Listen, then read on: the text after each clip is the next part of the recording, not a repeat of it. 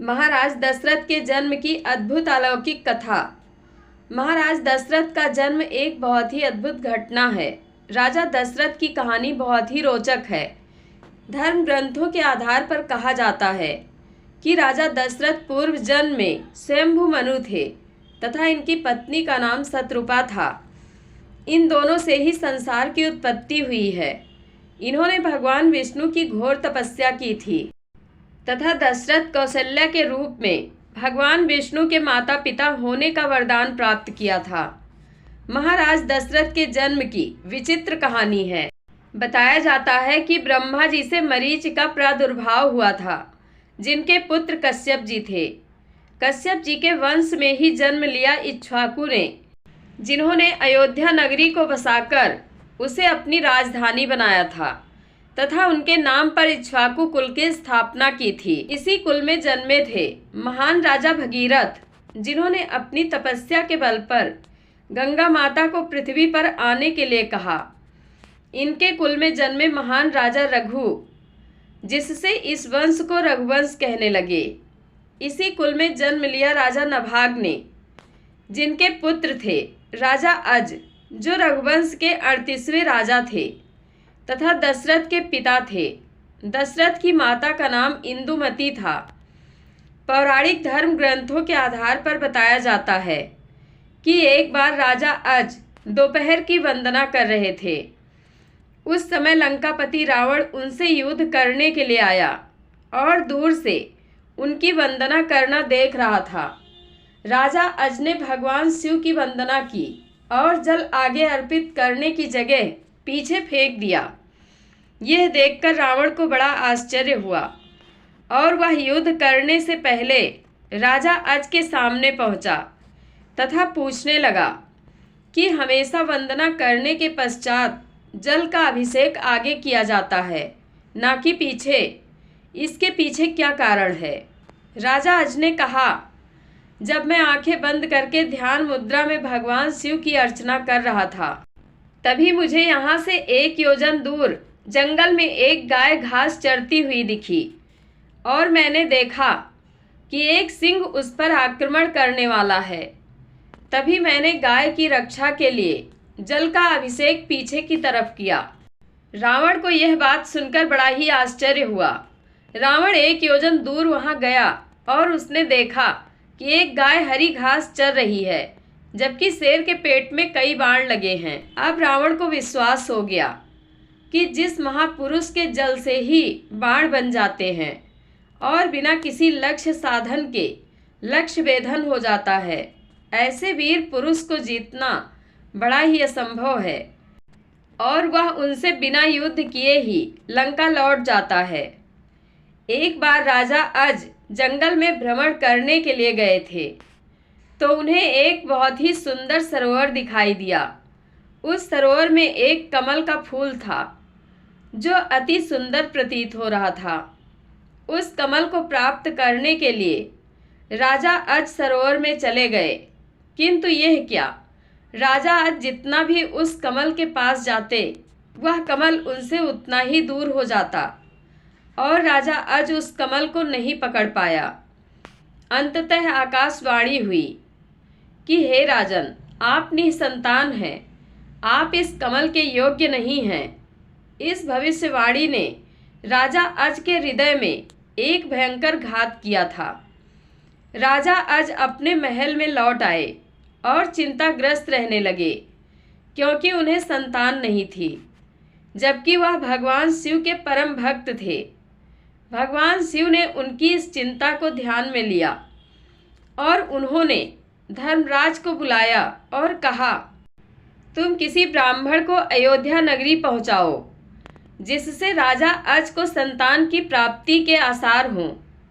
दूर पार एक गरीब ब्राह्मण और ब्राह्मणी सरयू नदी के किनारे कुटिया बनाकर रहते थे। एक दिन वह ब्राह्मण राजा अज के दरबार में गए और उनसे अपनी दुर्दशा का जिक्र कर भिक्षा मांगने लगे। राजा अज ने अपने खजाने में से उन्हें सोने की अशर्फियाँ देनी चाहिए, लेकिन ब्राह्मण नहीं कहते हुए मना कर दिया कि यह प्रजा का है, आप अपने पास जो है उसे दीजिए। तब राजा अज ने अपने गले का हार उतारा और ब्राह्मण को देने लगे, किंतु ब्राह्मण ने मना कर दिया कि यह भी प्रजा की ही संपत्ति है। इस प्रकार राजा अज को बड़ा दुख हुआ कि आज एक गरीब ब्राह्मण उनके दरबार से खाली हाथ जा रहा है। तब राजा अज शाम को एक मजदूर का वेश बनाते हैं और नगर में किसी काम के लिए निकल जाते हैं। चलते चलते वह एक लोहार के यहाँ पहुँचते हैं और अपना परिचय बिना बताए ही वहाँ विनय कर काम करने लग जाते हैं। पूरी रात को हथौड़े से लोहे का काम करते हैं, जिसके बदले में उन्हें सुबह 1 टका मिलता है। राजा 1 टका लेकर ब्राह्मण के घर पहुँचते हैं, लेकिन वहाँ ब्राह्मण नहीं था। उन्होंने वह 1 टका ब्राह्मण की पत्नी को दे दिया और कहा कि इसे ब्राह्मण को दे देना। जब ब्राह्मण आया तो ब्राह्मण की पत्नी ने वह टका ब्राह्मण को दिया और ब्राह्मण ने उस टका को जमीन पर फेंक दिया। तभी एक आश्चर्यजनक घटना हुई। ब्राह्मण ने जहाँ टका फेंका था वहाँ गड्ढा हो गया। ब्राह्मण ने उस गड्ढे को और खोदा तो उसमें से सोने का एक रथ निकला तथा आसमान में चला गया। इसके पश्चात ब्राह्मण ने और खोदा तो दूसरा सोने का रथ निकला और आसमान की तरफ चला गया। इसी प्रकार से 9 सोने के रथ निकले और आसमान की तरफ चले गए। और जब 10वां रथ निकला तो उस पर एक बालक था और वह रथ जमीन पर आकर ठहर गया। ब्राह्मण उस बालक को लेकर राजा अज के दरबार में पहुँचे और कहा, राजन, इस पुत्र को स्वीकार कीजिए। यह आपका ही पुत्र है जो 1 टका से उत्पन्न हुआ है। इसके साथ में सोने के 9 रथ निकले जो आसमान में चले गए, जबकि यह बालक 10वें रथ पर निकला, इसलिए यह रथ तथा पुत्र आपका है। इस प्रकार से दशरथ जी का जन्म हुआ था। दशरथ को शनि देव का वरदान। खगोल शास्त्रियों का मानना है कि शनि ग्रह के रोहिणी अर्थात तारा की कक्षा में आने पर 12 वर्ष की अवधि के लिए दुनिया में अकाल पड़ेगा, लेकिन अब शनि ग्रह रोहिणी तारे की कक्षा में नहीं आता है। पद्म पुराण में एक कहानी है जिसमें कहा गया है कि शनि द्वारा दशरथ को दिए गए वरदान के कारण ऐसा हुआ था। राजा दशरथ के समय शनि ग्रह रोहिणी की कक्षा के निकट पहुंच गया था। ज्योतिष के विद्वानों ने कहा था कि यदि शनि ग्रह रोहिणी तारा को चीर देगा तो पृथ्वी अकाल आदि से नष्ट हो जाएगी।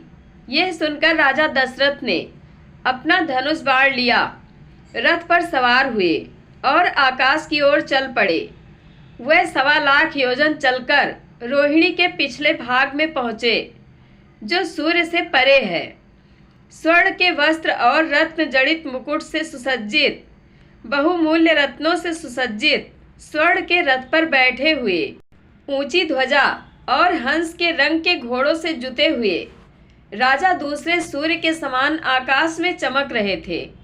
उन्होंने धनुष की डोरी कान तक खींची और उसमें संहारक बाण चढ़ाया।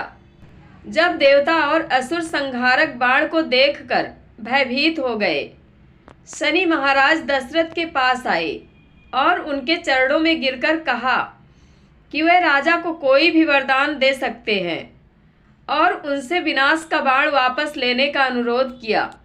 दशरथ ने शनि महाराज से कहा कि वह केवल इतना चाहते हैं कि शनि महाराज रोहिणी की कक्षा में ना आए। शनि महाराज ने उनकी बात मान ली। उस दिन के बाद से शनि महाराज कभी रोहिणी की कक्षा में नहीं आए। जय श्री राम। आप लोगों को यह कथा कैसी लगती है कमेंट बॉक्स में अपनी राय अवश्य दें। धन्यवाद।